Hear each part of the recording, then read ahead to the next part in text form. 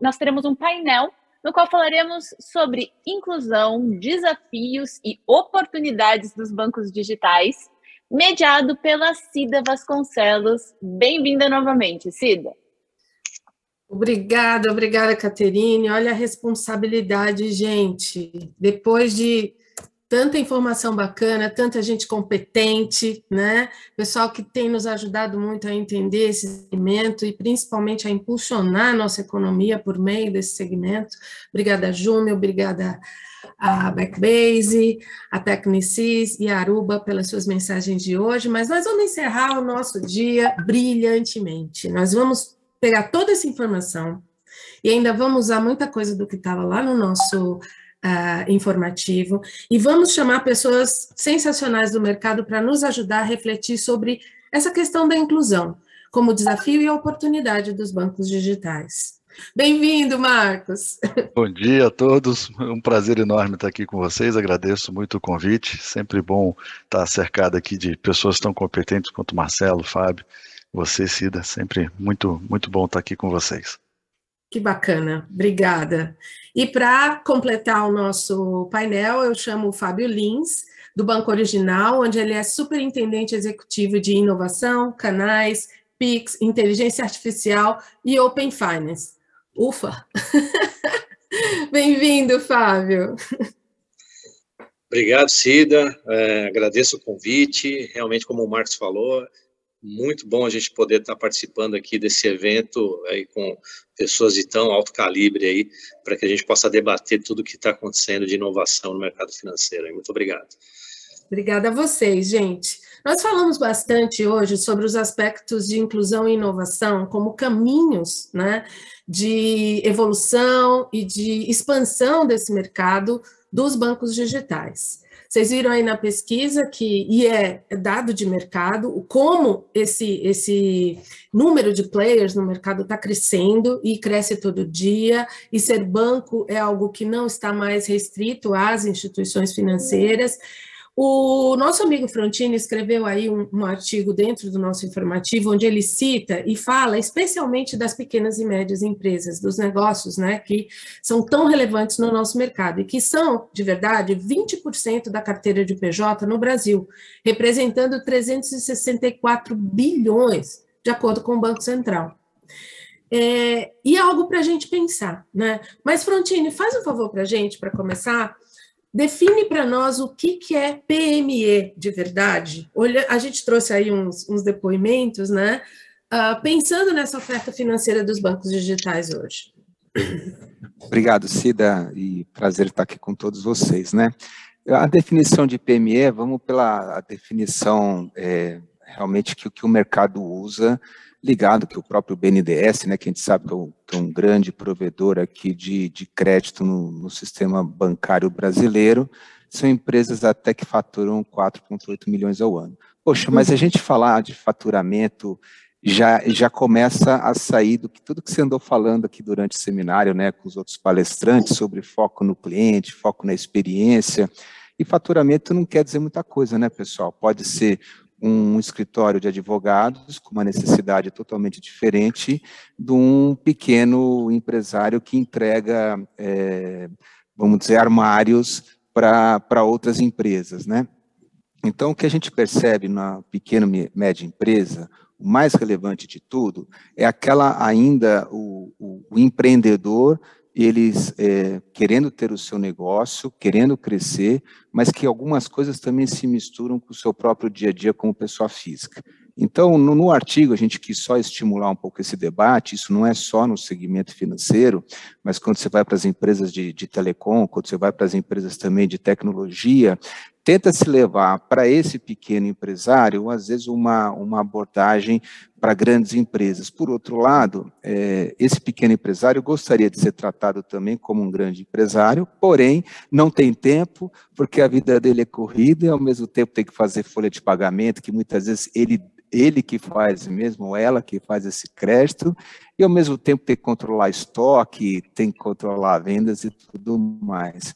Então, como é que a gente pode, como inovação, e o Fábio que está ligado com inovação, acho que ele vai até nos ajudar com isso, não só nos serviços financeiros, mas em todos os outros segmentos, né, Cida, como é que a gente pode colaborar para dar, talvez com inteligência artificial, mas não abrir mão do relacionamento one-on-one, porque essas pessoas têm muitas dúvidas, têm dúvidas de marketing, têm dúvidas como é que eu faço precificação de produto. A gente sabe que o Sebrae tem um papel muito importante no Brasil de educação financeira.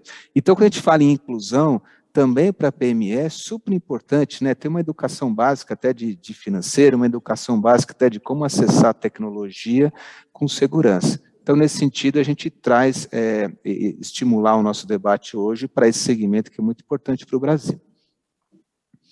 Maravilha. Maravilha, Frontini, bacana. E obrigada até por ter encaminhado a próxima pergunta, né, que eu queria realmente que o Fábio nos ajudasse nessa continuidade do racional, que é pensando, né, em oferta de serviço financeiro para as pequenas e médias empresas, para que isso seja realmente abrangente, as necessidades dela. Como é que a gente pode pensar em tipos de serviço, formato das ofertas, blocos de microserviço, as a service? Qual é a sua opinião a esse respeito, Fábio? Muito bom, Cida. Acho que, dando sequência aqui, o que o Marcelo falou, e o material está de parabéns, um artigo excelente, guardei ele aqui, vou usá-lo com certeza, é muito rico, li inteirinho. Eu queria fazer uma retrospectiva muito rápida, né? Eu acho que o mercado financeiro, na última década, ele viveu uma transformação do ponto de vista muito obviamente trazido pela tecnologia, né? Então, a mudança em que isso trouxe para a experiência do cliente no mercado financeiro, trazido por essa transformação tecnológica que a gente viveu, com o advento do smartphone, com a internet móvel, presente em todo lugar, talvez tenha sido maior do que o advento do caixa eletrônico, arrisco a dizer isso, né? Eu acho que foi nessa década que os bancos digitais surgiram, né? Eu estou aqui por causa disso, por conta dessa explosão tecnológica que a gente teve aí na última década, né? Então, essa evolução tecnológica, acompanhada pela flexibilização e a modernização da regulamentação, e aí eu tenho que dar os parabéns para o Banco Central, que tem feito um trabalho admirável do ponto de vista de inovação. Está provocando muito, está trazendo muita discussão, e não é uma imposição. Ele tem chamado todos os bancos para conversar, a opinião pública para dar realmente o seu comentário, mostrar suas dores, né? E, então, essa combinação de tecnologia e flexibilização da regulamentação fez o que a gente tem visto aí nos últimos 10 anos, né? Abertura de conta 100% digital, todas as transações financeiras acontecendo de forma digital. Obviamente que isso tem que ter vindo acompanhado por um avanço importante de segurança e fraude. Então, a gente vê todas as questões de biometria, match automático com documentação, sendo tratado com inteligência artificial, e sem isso a gente não conseguiria viabilizar todo esse processo de expansão e de inclusão digital da sociedade como um todo, e eu diria que o Brasil é um dos players mais avançados no mundo em termos, pelo menos no mercado financeiro, no digital, né? Bom, qual que é e por que o Brasil, né, o brasileiro está nessa situação? Porque ele é um early adopter, né? O que é um early adopter? O brasileiro, ele adota novas tecnologias de forma muito rápida, né? A gente vê a Netflix, o Brasil é um dos maiores mercados de Netflix no mundo, o próprio Airbnb, Uber, quer dizer, o brasileiro, por ter uma idade média menor que o americano e que o europeu, ele adota rapidamente a tecnologia. Então, por isso que a gente tem milhões de contas digitais, né? Milhões de contas digitais no mercado financeiro brasileiro, né? E uma coisa importante que a gente precisa citar, e aí tanto faz se é a pessoa física, se é o empresário individual, se é a pequena empresa, né? Esse cliente, ele passou a ter mais informação, e isso está no material, né, que o Frontini preparou, está no artigo, foi detectado isso na pesquisa, e é realmente isso. O cliente está com muita informação, ele é muito mais exigente, e vai ganhar quem oferece a melhor experiência, né? Nós temos mais contas do que habitantes no Brasil, né? Então, o que acontece aqui realmente é uma diferenciação da experiência para que a gente consiga trazer essa inclusão tão necessária, tá? Então, assuntos como, aí indo mais agora, respondendo a sua pergunta, Cida, indo mais ali para as MPEs, né, para as micro e pequenas empresas, tá?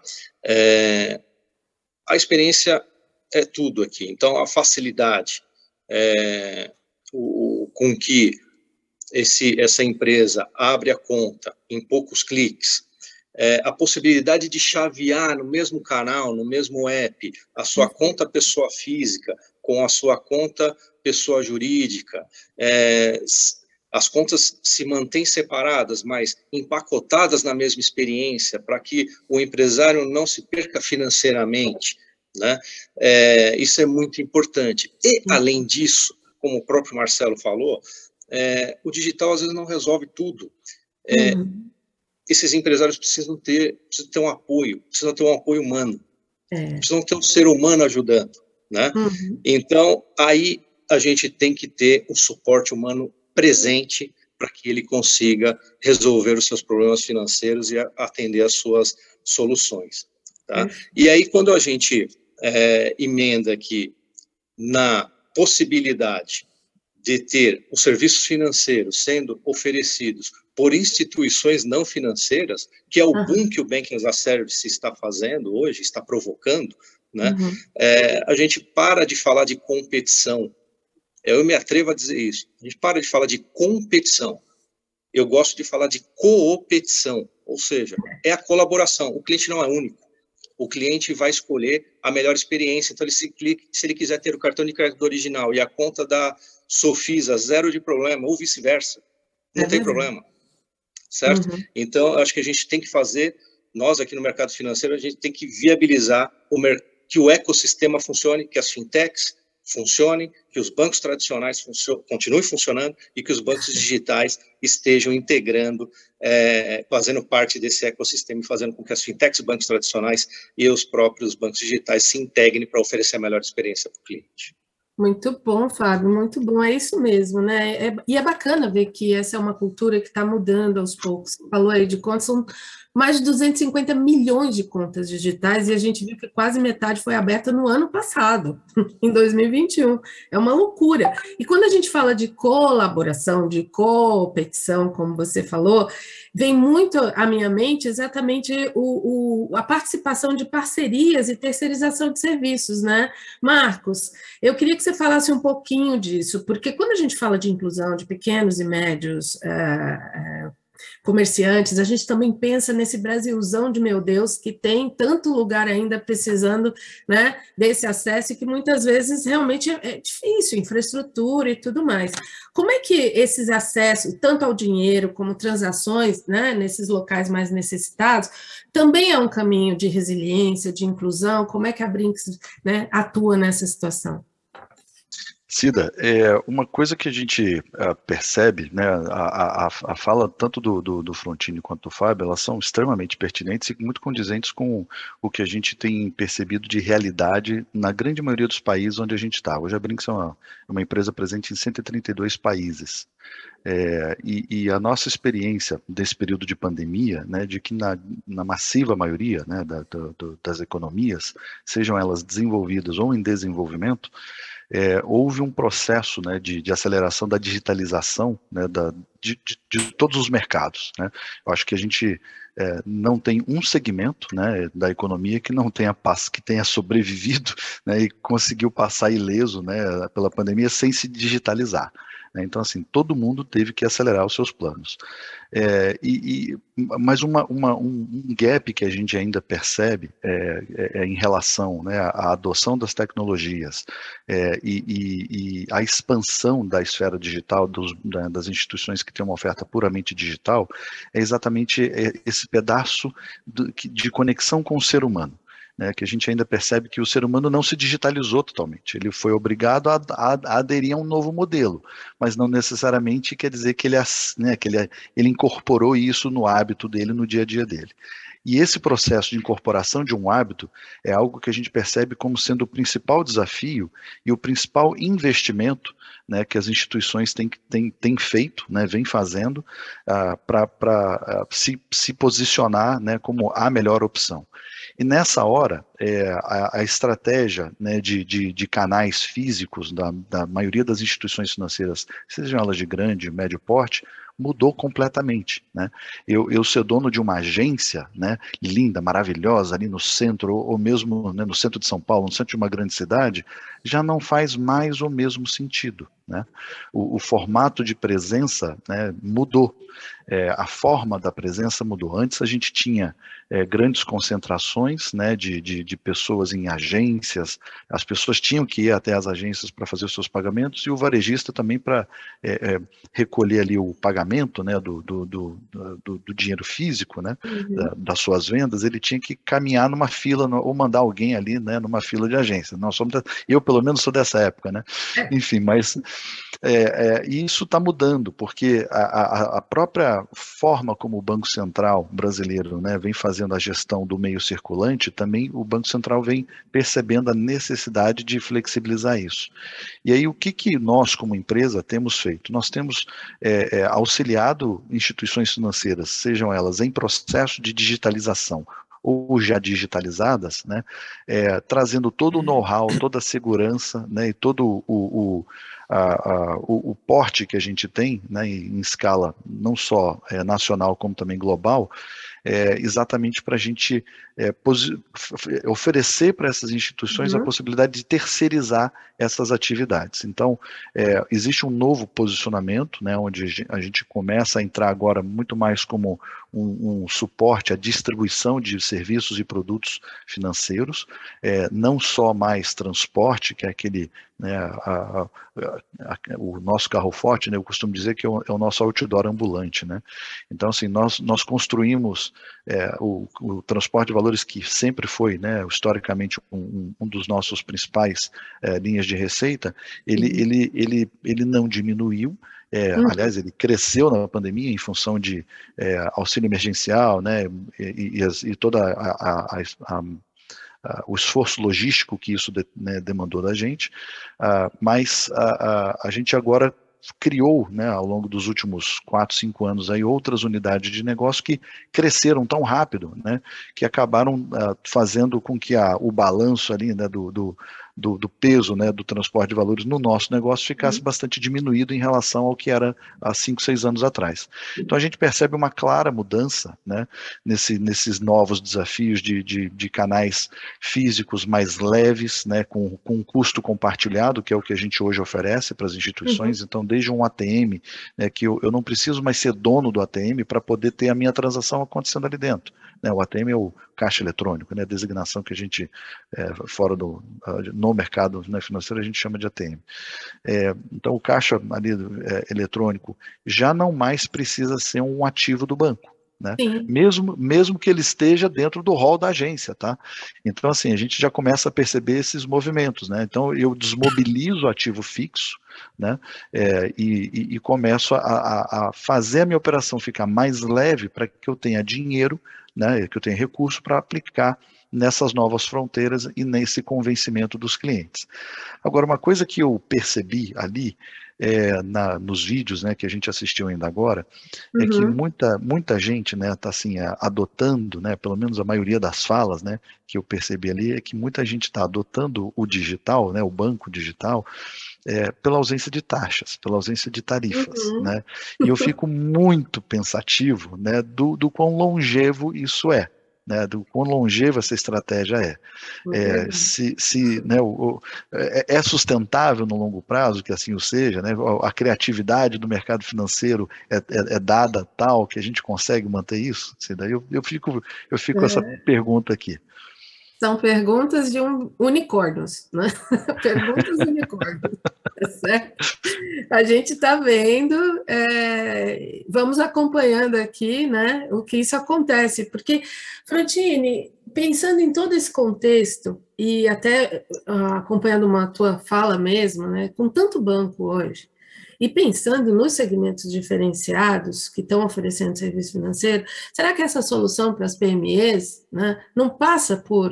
Tem que passar por banco ou não? Se daqui o Fábio deu a deixa, né? Você, na sua pequena, rápida apresentação sobre a nova pesquisa, que acho que você vai divulgar em breve, né, com o teu parceiro Akamai, a gente percebeu o quão o NPS, você até provocou isso, né? O NPS dos digitais até deu uma queda, e dos bancos tradicionais continuam lá num valor muito baixo. O nome do jogo realmente é a experiência, o Fábio comentou isso, né? A gente sabe o quão importante isso faz diferença. Então, cada vez mais as pessoas estão preocupadas em terem as suas necessidades rapidamente atendidas, ou aquilo que elas gostam de fazer, elas querem fazer por mais tempo, numa boa plataforma, ou num bom contexto, ou até com os colegas, com os amigos, né?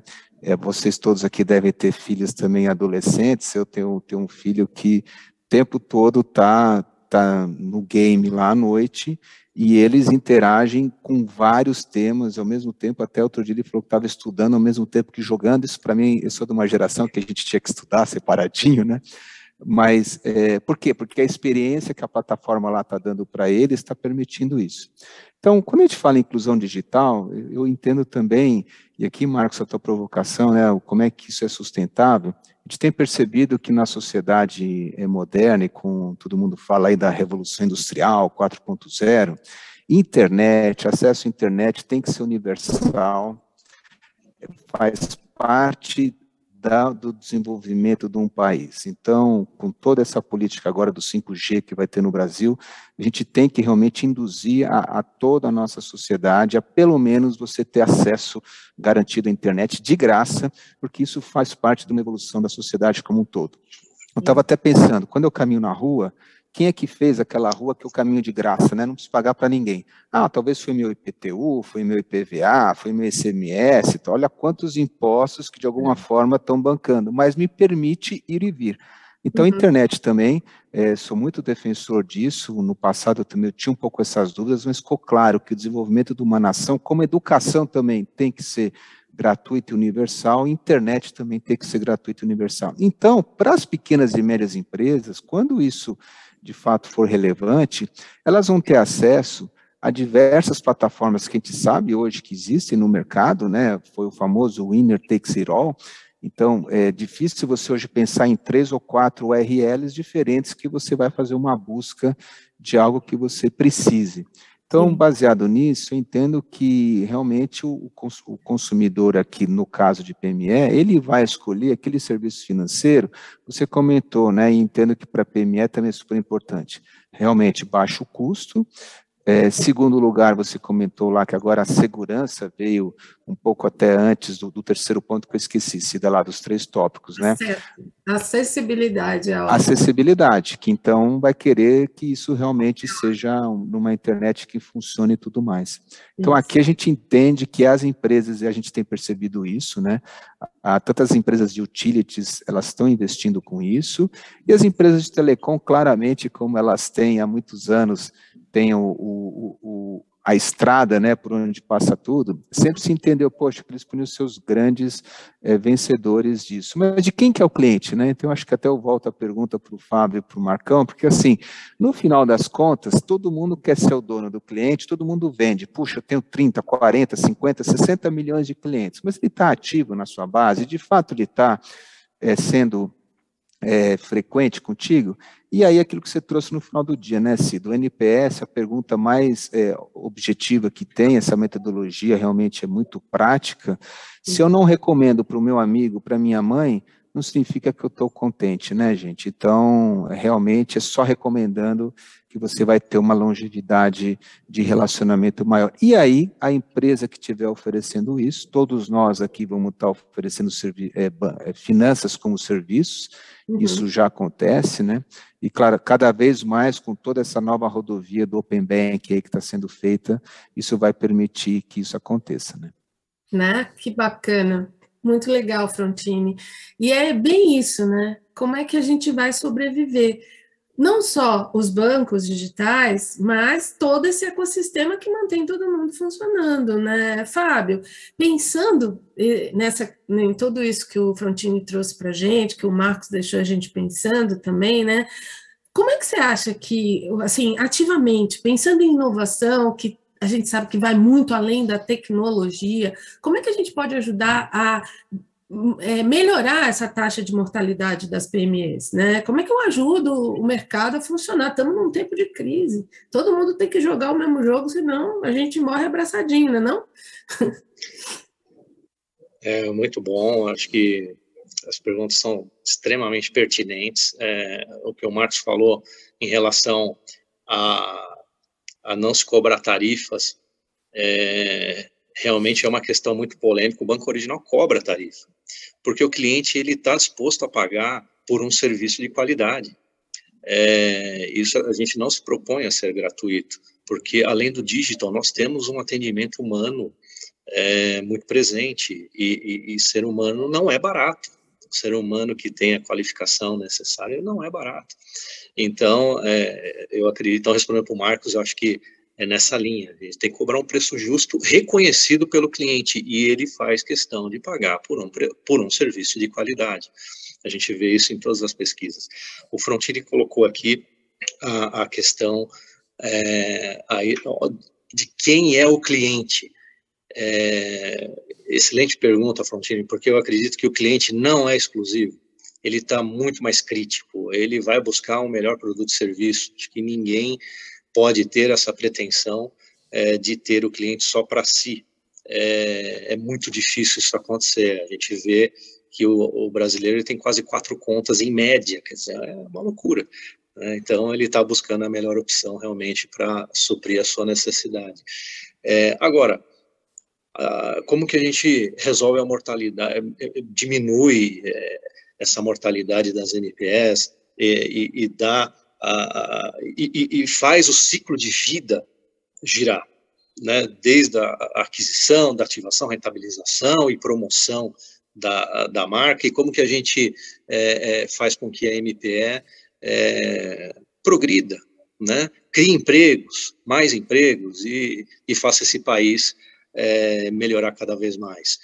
Tem que ser pelo crédito. Na minha opinião, o crédito é uma das maiores necessidades de qualquer empresa, e principalmente das MPS, principalmente até por conta da pandemia. A gente viu aí com muita tristeza o fechamento de muitas empresas, de muitas microempresas, muitos empresários aí amargando aí o fechamento do seu negócio. E se o mercado financeiro não oferecer crédito, e para isso existem muitos mecanismos, né?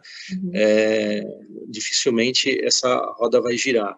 Então, e no Brasil não é trivial conceder crédito, né? A gente precisa ir além dos modelos tradicionais de análise de crédito. Olhar só o histórico já não é mais suficiente. A gente tem que ver, com essa quantidade toda de dados que a gente tem, essas pistas digitais que as pessoas e empresas deixam nas redes sociais, deixam na utilização dos seus canais digitais, a gente tem que fazer bom uso disso. Acho que o Open Finance está se propondo a fazer isso. Essa grande quantidade de dados, ela tem que ser processada de uma forma rápida, de uma forma online, e tem que influenciar, tem que gerar novas variáveis para que a gente consiga conceder mais crédito. E aí nós temos um desafio adicional no mundo digital, porque esse crédito, preferencialmente, ele precisa vir acompanhado de uma garantia, senão a gente não vai conseguir baratear.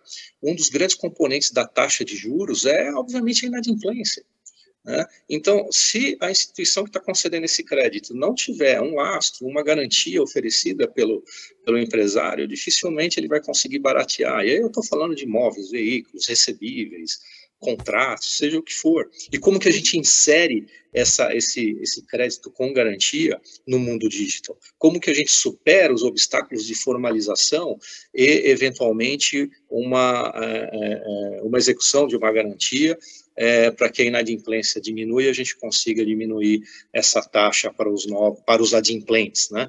Certo? Acho que a gente tem um desafio muito grande em relação a isso no mundo digital, crédito com garantia.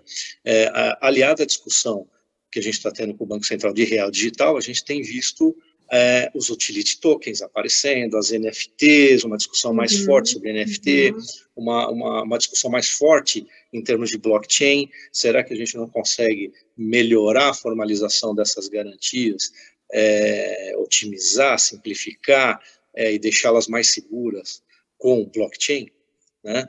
Essa é uma provocação que a gente tem feito bastante ali com o Banco Central, por meio da FEBRABAN, que pode ser realmente um caminho muito importante para que a gente consiga conceder crédito mais barato e mais abrangente para toda o nosso parque de empresas e também para a população como um todo. A gente precisa, inclusive, né, trazer também essa questão de educação financeira, porque tomar crédito sempre foi meio filme de terror para a maioria das pessoas e pequenas empresas, fica todo mundo pensando já nas prestações, né, mais ou menos isso.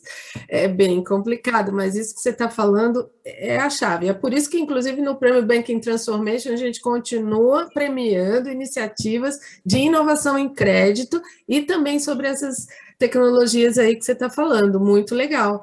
Marcos, e assim, a gente pensando nisso tudo e pensando no acesso, né? Acesso a serviços especializados. A gente tem um país enorme, a gente precisa falar de capilaridade. Como é que você acha que isso é fundamental também para a gente, ou no digital tudo se resolve? Né, para ajudar essas empresas e ajudar esse cenário onde a gente está tendo que recuperar o fôlego de uma crise. Cida, assim, é inegável, né, o papel de suma relevância, né, que acesso a serviços financeiros especializados, acesso a crédito, é a principal mola propulsora de você, né, de qualquer retomada econômica, né. Então, as instituições financeiras agora mais do que nunca, né, têm um papel de extrema importância na economia, não só brasileira, mas na economia mundial, né.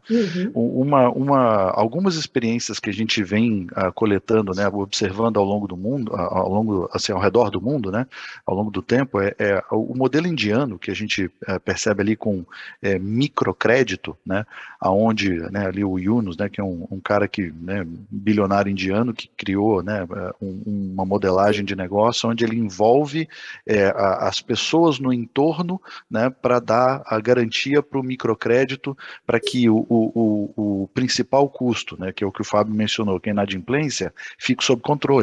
Né? Então ele envolve, né, a economia popular, né, ele envolve as pessoas no entorno para dar uma proteção para aquela pessoa que está recebendo um empréstimo. Você cria, e aí também como o Fábio falou, né, pegar ali de repente a tecnologia para você poder criar meios, né, que sejam juridicamente estáveis, né, seguros, para que você dê essa blindagem. Pode ser que a gente encontre um caminho por aí também, né?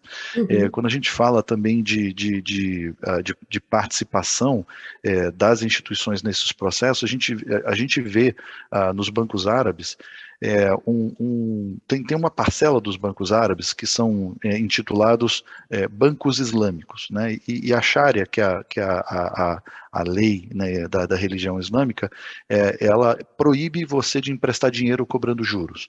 Então, um banco que se intitula um banco islâmico não pode cobrar juros. Aí você fala, caramba, como é que um banco dá crédito sem cobrar juros, né? Participando do resultado do negócio. Ele meio que vira, entre aspas, sócio, não do negócio, mas da operação em si. Então, o cliente vem e vende uma operação que precisa de um financiamento, né? Então, ele dá o bem como garantia e compartilha um pedaço do ganho que ele vai ter. Então, tem formatos que a gente não está muito acostumado, né, aqui no Brasil, e que eu acho que faz muito sentido a gente pesquisar esses formatos fora, porque fazem com que aquela dicotomia da presença versus capilaridade qualidade seja resolvido de uma outra forma, né? Eu não preciso estar presente fisicamente, né, dono do meu canal, para poder estar ali atendendo, servindo bem, né, o meu cliente. Eu posso usar, eu obviamente que eventualmente vou precisar de um ambiente físico, um espaço físico ou um equipamento eletrônico para poder fazer esse atendimento. Procuro parceiros que tenham se especializado, né, nesse assunto. A Brinks, obviamente, né, que se coloca humildemente, né, como um provedor desses canais, mas assim, a gente consegue dar, né, um custo compartilhado, né, para quem precisa acessar de maneira economicamente viável, né, clientes cada vez menores. Né? Porque como o Frontini falou muito bem, né, esses clientes eles topam, né, eles estão mais voltados para querer pagar nenhuma tarifa, porque é o que está cabendo no bolso. Né? Obviamente que à medida que ele vai crescendo, ele vai ficando mais exigente, aí ele fala, não, peraí que eu acho que eu já posso pagar, né, por um serviço de melhor qualidade. Então, uma coisa que a gente também percebe, né, nas nossas andanças pelo mundo é que existe uma migração. Né? Então, você tem o banco digital de entrada, que não cobra nada, vira ali meio que um trampolim para uma instituição mais estruturada, com uma omnicanalidade, né? E aí o cliente vai migrando até chegar ali num patamar.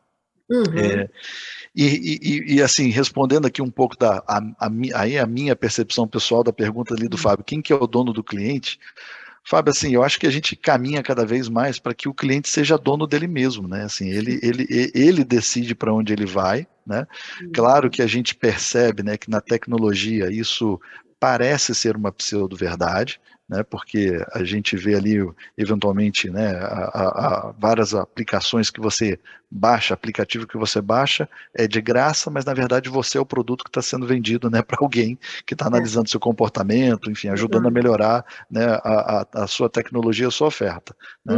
Mas eu penso que cada vez mais, né, acho que o foco do Banco Central é exatamente dar o poder, transferir o poder de escolha, né, para as pessoas. Né?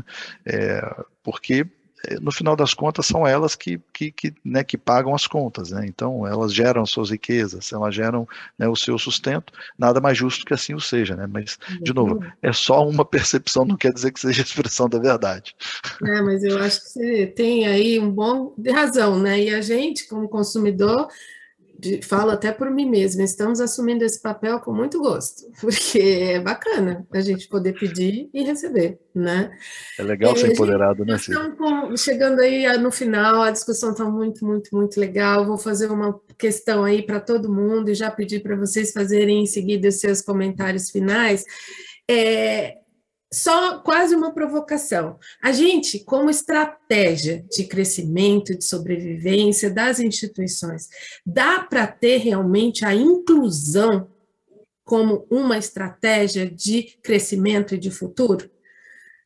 Faz seu comentário sobre isso, cada um, e podem também fazer os seus comentários finais. Dá para incluir, ser estratégia, a inclusão? Frontini, quer começar? É óbvio, tem que ser parte da estratégia, pessoal. A inclusão é a saída de qualquer sucesso de negócio. Você tem que ter todos os tipos de clientes, né? Claro, tentando atendê-los da melhor forma possível, com tecnologia, principalmente com qualidade e acolhimento.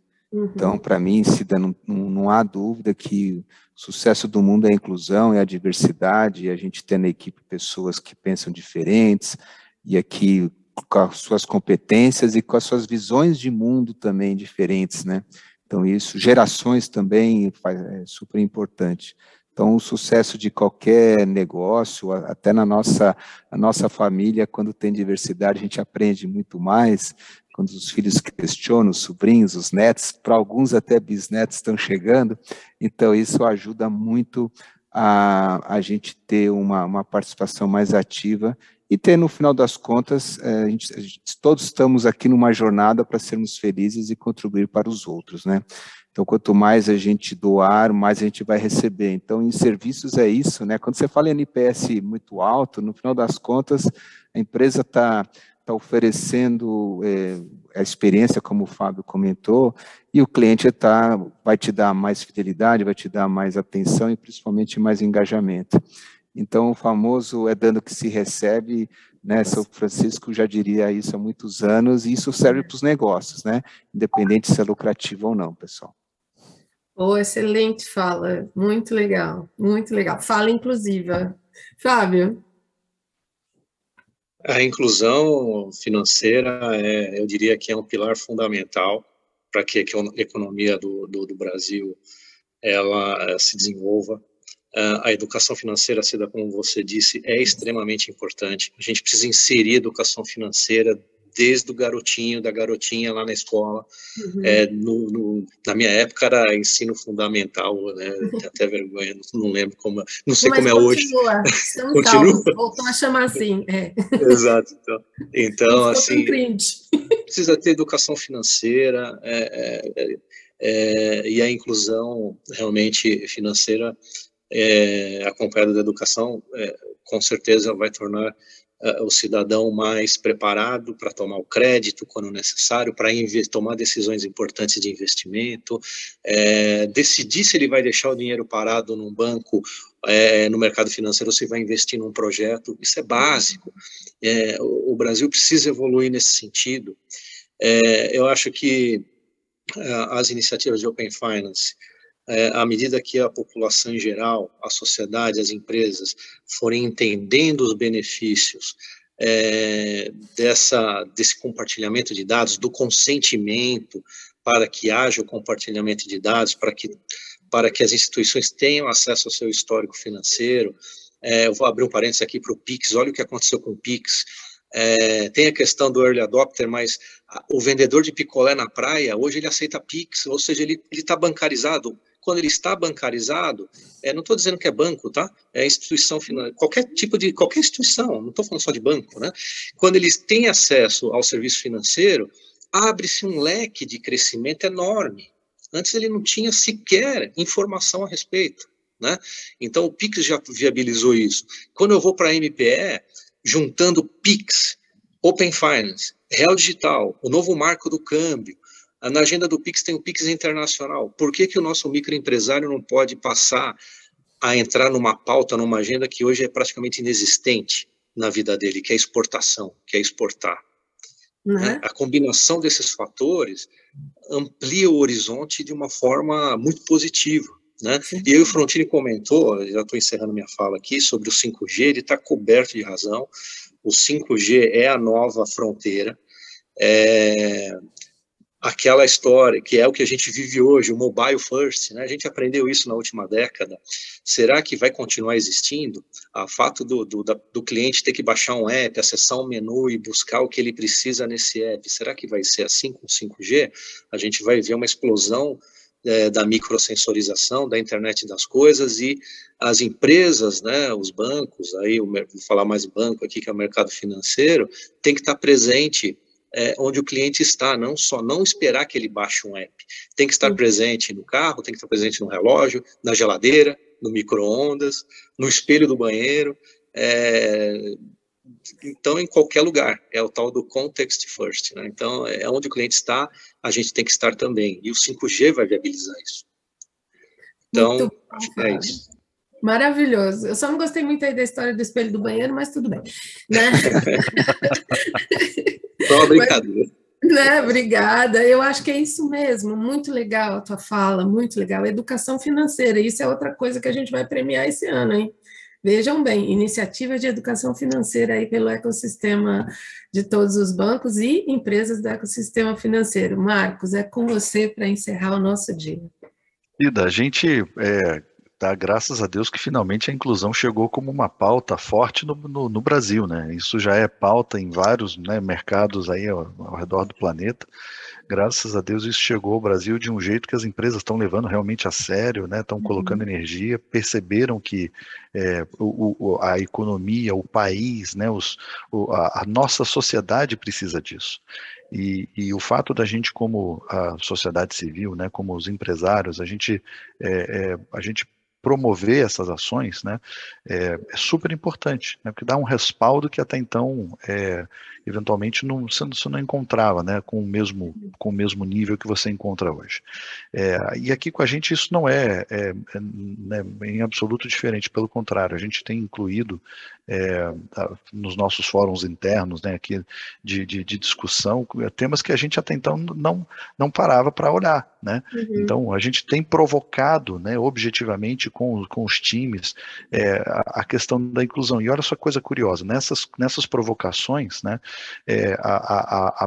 a parte de você incluir a pessoa ensinando ela começou a fazer parte, né, de uma pauta de negócio que até então a gente não olhava para isso, né, como sendo, a gente não olhava isso como uma oportunidade de negócio, né? Então você ter pessoas que estão ali com algum nível de endividamento, mas que com o nível certo, né, de suporte e de ensinamento, ela consegue sair de uma situação de vulnerabilidade para uma situação de investimento, né, ela sai do lado tomador para o lado investidor, né, tem um potencial de negócio aí, tem um nicho de mercado a ser explorado. A gente tem conversado bastante com algumas instituições sobre esse assunto, e como que a gente, né, estando presente, né, com a capilaridade que a gente tem, a gente pode fazer a captação, né, dessas pessoas, oferecer isso para as pessoas. Então, assim, de verdade, assim,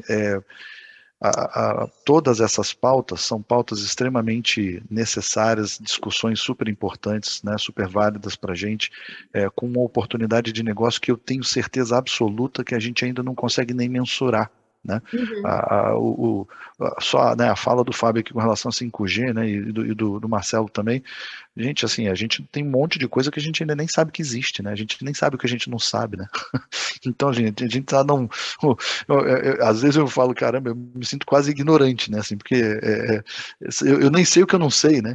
Então, tem tanta coisa nova vindo por aí que ainda vai ser criada, ainda vai ser desenvolvida, né? Então, acho que o nome do jogo é a gente estar com a cabeça aberta, né? A cabeça aberta, os ouvidos abertos, conversar muito, cooperar, né? A gente é o tal do competir, né, que o Fábio falou. A gente vai ter que fazer muito disso, né, senão a gente vai acabar perdendo relevância, né? Então acho que a empresa que conseguir fazer, né, orquestrar bem isso, ela vai ser capaz de ter processos ágeis, né, vai ter capacidade de se reinventar e se reposicionar mais rapidamente, né? Muito bom, muito bom. Bom, olha, gente, foi muito legal. O recado está dado, a experiência fala, né? É importante a gente trocar essas ideias, trazer esses insights para o mercado, e vocês são fundamentais para ajudar a gente nisso. Muito obrigada, Frontini. Muito obrigada, Fábio, equipe do Original. Obrigada, Marcos, o pessoal legal aí da Brinks, que está sempre junto com a gente.